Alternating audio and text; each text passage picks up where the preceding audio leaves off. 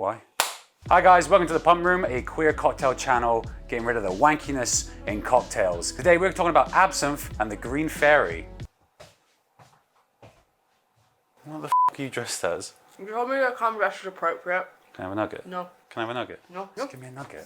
Just give me a nugget. That tastes good. Anyway, we're going to be talking about absinthe.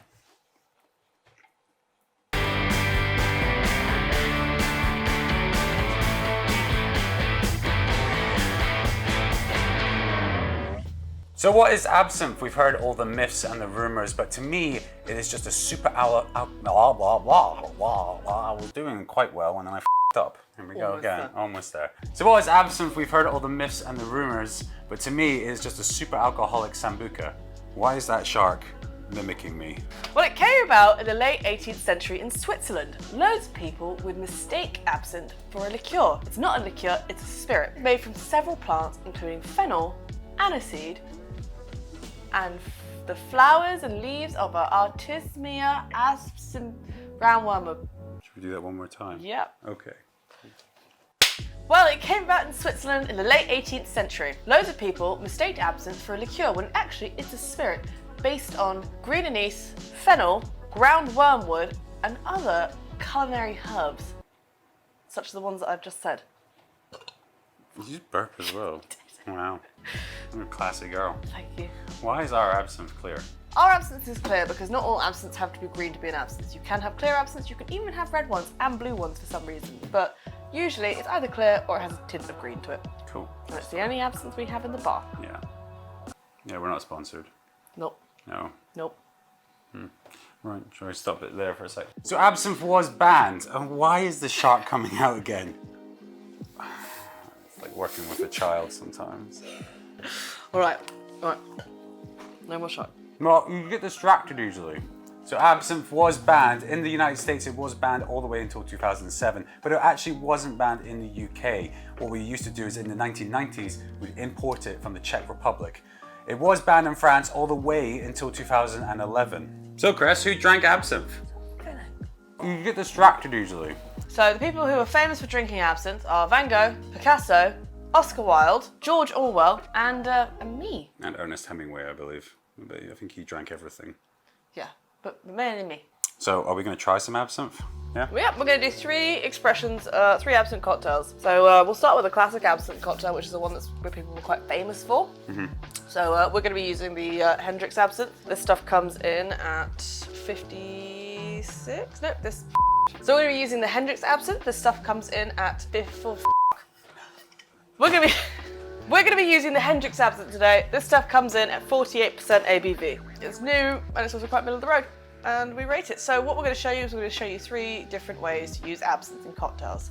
So we're going to show you the classic absinthe cocktail, we're going to show you the Corpse Reviver No.2, and the modern way to drink absinthe, which is the Absinthe Pina Colada. Nice. Are you going to fart? Oh. Every time. So we're going to try a little bit of this. Oh, hell, I generally walked into it. Can you smell it? Can you smell your... Oh, you're hungover, aren't you? I forget. Yes. So, let's do a big, large one for you. Oh. Smell that. It's lovely. What you'll find is that you'll probably just think sort of licorice and fennel, but it's a lot more complex than that. But yeah, there's quite a bitterness to this, like it kind of stays on the tip of your tongue. Now we know what it tastes like. Let's sort of talk about it in a practical cocktail way. With absinthe, it is classically served with using one of these spoons, a lovely piece of glassware, such as this. This is not your classic absinthe glass. Actually, do we have an absinthe? I thought we had Nick and Nora somewhere. We have an absinthe glass in here, actually. I think it's up there. With the absinthe glass smash. I don't know if it's smashed. So, classic absinthe cocktail. If you know anything about absinthe, you'll know that they'll have these chilled water fountains with tiny, tiny taps that usually have 2 to 4 spouts. Sometimes people have 6 spouts, but I've never seen 6 spouts before. We will need our absinthe. We will also need an absinthe spoon, which is one of these. Here are 3 examples of absinthe spoons. If you look at these spoons, you'll notice it's not like a normal spoon because it's got holes in it. So it's very impractical. But the reason why it has holes in it is because we are going to do something like this. So you get your glass and you see there's like a little divot in the spoon. Place the spoon there, and what you do is you get a sugar cube and you place it on the spoon, like nice in the middle. Is we're going to pour 50 ml of absinthe into our glass, and you want to pour it over the sugar cube. How's your hangover? You know, 50 ml of absinthe. So as you can see, the sugar cube is now saturated with absinthe. People like to set it on fire. Kind of adds a bit more to the theatrics of things. And if we turn the studio lights out, because we don't have the tap, we're going to be using chilled water out of this beaker. And so what you want to do is very, very slowly pour chilled water. The reason why the spoon has holes in it is so the sugar cube can dissolve into the absinthe. So usually you have tiny taps that pour tiny bits of it over. Should I put the light on? Yeah, so you just keep slowly, very slowly. How much water are you putting in? So if it's 50 ml absinthe to what water? You probably want about 100 ml of water. Once that's all done, you're going to give that a stir. I'm just going to give it a stir. But what you'll notice is the mixture starts going cloudy. So even with ouzo as well, and pastis in general, the mixture will always go cloudy when it reacts with the sugar and the water. This is like your classic absinthe cocktails. You put your spoon down. So something that's super, super strong. I know, you're like, oh, water, sugar and absinthe. It's very, very basic, but it's a very old cocktail. But this is something that people enjoy all over the world. See, that doesn't feel as harsh now. I know you're adding the water, but actually it's quite smooth. Yeah. So that's kind of that is a classic absinthe cocktail. That's like the standard serve for absinthe. Ta-da! Doesn't look that impressive, does taste good, but this is a really old recipe. Right, so we're going to do the Corpse Reviver No.2. I'll probably ruin it. No, you won't. So we're going to do the Corpse Reviver No.2. So this starts off with an absinthe wash on there. So I'm going to grab my glass. This is such a badass glass, I'm not going to lie. It's very fragile, just like my masculinity. I'm going to just put some absinthe in there.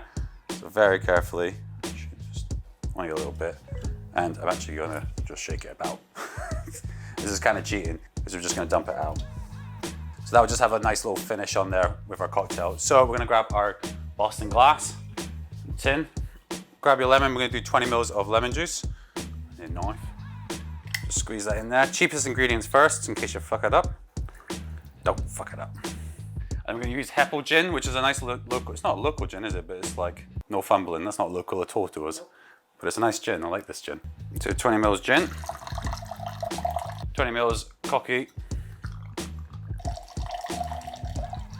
and 20 ml Cointreau.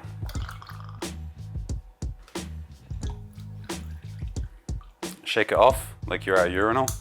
Ice it up. And get a shake.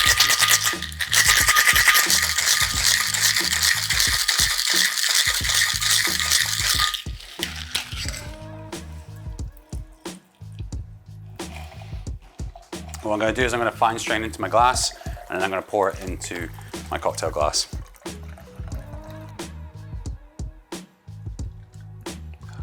Bastard. There you go. And there is my Corpse Reviver No.2. Here. It's banging. So you get a bit of the absinthe in there, but it's just a great combination of other flavors, so that's really, really nice actually. Yeah, it's banging. So next we're going to do a really interesting one. We're going to be doing a pina colada with absinthe, which I have actually never tried before. So that'll be really interesting to give that one a go. Right, so we're going to finish on the final cocktail, which is a favourite of mine, and it was made famous and I think created at Maison Premiere. This is the Absinthe Pina Colada, or the Absinthe Colada. We're going to be using Malibu coconut rum, obviously the Hendrix absinthe, some pineapple juice, sugar syrup. We'll also be using some coconut cream. Is this coconut cream? Coconut milk. And then we'll be using some lime as well. So pretty basic, pretty simple, but this is actually one of my favourite drinks. So we're going to start with our tin, and you're just going to put in half a lime. So we're going to get our squeeze thing. Start with the cheapest ingredients first. That's in, so about 20 mils. And then we are going to add 20 mils of the sugar syrup. Okay, 20 mils of coconut cream. Have you got a can opener? Yes. Don't use a knife. Cress, don't use the knife. So we're going to use coconut milk. Wash your hands. So you're going to get your coconut milk and you're going to... Get it stuck. No! Make a little cross section.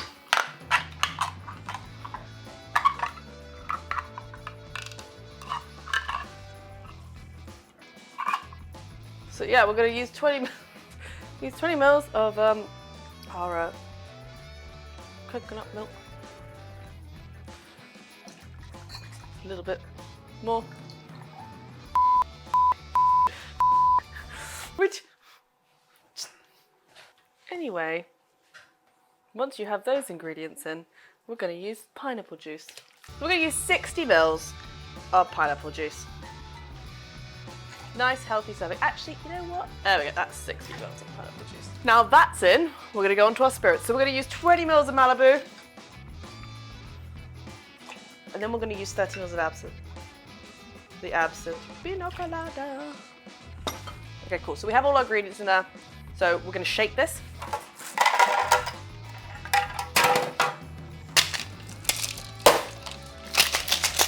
Nice big shake. So remember when you shake, hand here, hand here. You're pushing out and pulling back.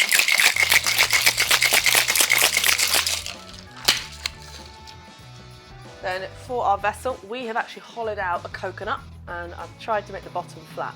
That should work.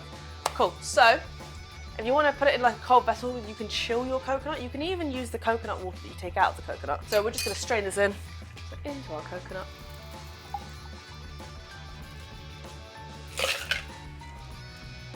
Whoop. And all you have to do, babes, is pretend you're on the beach with your little like coconut cocktail, a bit of absinthe pina colada, living your best life in it. Even though it's September. It's September, Ali. Where the is my hot girl summer? That never happened. Never happened. I just got spots instead. Nom nom nom. That was a weird noise. Here are your 3 variations of absinthe cocktails. So this is the classic absinthe cocktail, where you use the classic method to make it, even though we don't have the fountain. This is the Corpse Reviver No.2. It's in a very interesting, it's basically a Christmas bauble, but that shows you the absinthe rinse, and this shows you absinthe in modern cocktails, which is the Absinthe Pina Colada, which I've served in a coconut, because you know what? I'm a basic bitch. Also, I'm So don't forget to go like and subscribe. Leave your comments below if there's any absinthe cocktails that you would suggest. He's been Ali, I've been Cressy, we've been gay, and you've been sassy.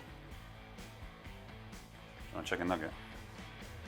A bit cold now. Yeah. A bit cold. Got some. What's this? No, I'm driving.